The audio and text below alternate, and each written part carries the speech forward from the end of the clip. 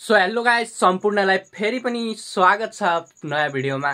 आज चाहिँ मैले धेरै दिनपछि युट्युबको लागि फेरि भिडियो बनाउन गइरहेको छु, किनभने अहिले हाल चाहिँ मेरो रिसेन्ट डेजहरु चाहिँ एक्जाम प्रिपरेसनमा बितिरहेको छ। मेरो बोर्ड एक्जाम आउन अब 4 दिन बाँकी छ गाइस, 4 दिन बाँकी। तयारी भने छैन। आज चाहिँ यो ब्लगमा त्यति खास चाहिँ केही हुनेवाला छैन। मेरो रिसेन्ट डेजहरु कस्तो बितिरहेछ त्यही हजुरहरुलाई देखाउन चाहन्छु। र सर्वप्रथम चाहिँ गाइस भिडियोलाई बिगिन गरौँ। फर्स्टमा चाहिँ गाइस म यो बेडसेट मिलाउँछु हैन, टक्क बेडसेट मिलाएर फेरि अनि हजुरहरुमा उपस्थित हुँ।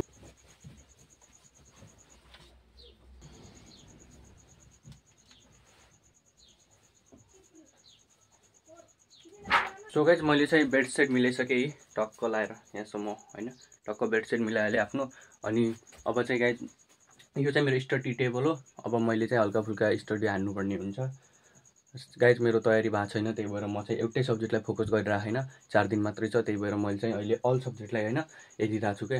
अनि तपाईहरु पनि यदि 12 मा हुनुहुन्छ भने अब 4 दिन छ, 4 दिनमा पनि हजुरले पढेर राम्रो मार्क्स ल्याउन सक्नुहुन्छ, त्यही भएर पढ्नु होला। अनि सो गाइस यो मेरो स्टडी टेबल, यहाँदेखि यहाँसम्म मैले यस्तो किताबहरु फालेर राखेको छु हैन, त्यहाँ ध्यान नदिनु होला।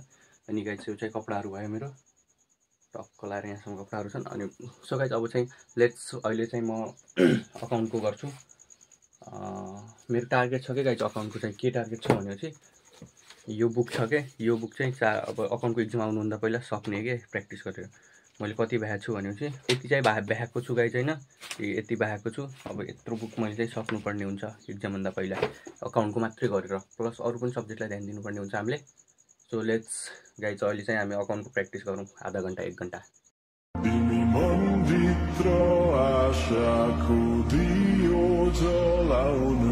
एउटा चित्र कोर्नु अनेक रङले सजाउनु मेटिन्छन् अस्तित्व यहाँ एक पललाई ओझेल्दा चित्र कोर्नु अनेक रङले सजाउनु मेटिन्छन् अस्तित्व।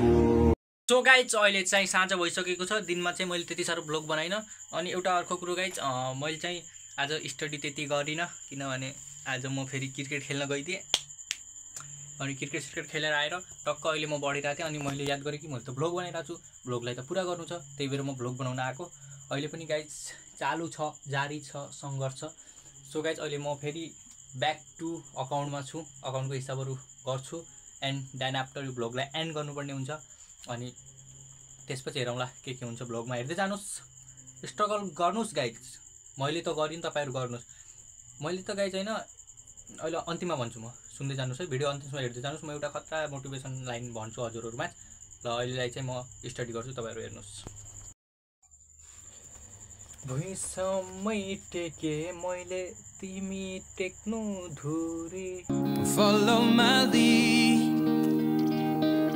I found a girl। तपाईहरुको तयारी कस्तो छ? तयारी भएको छैन भने पनि टेन्सन नगर्नुस्।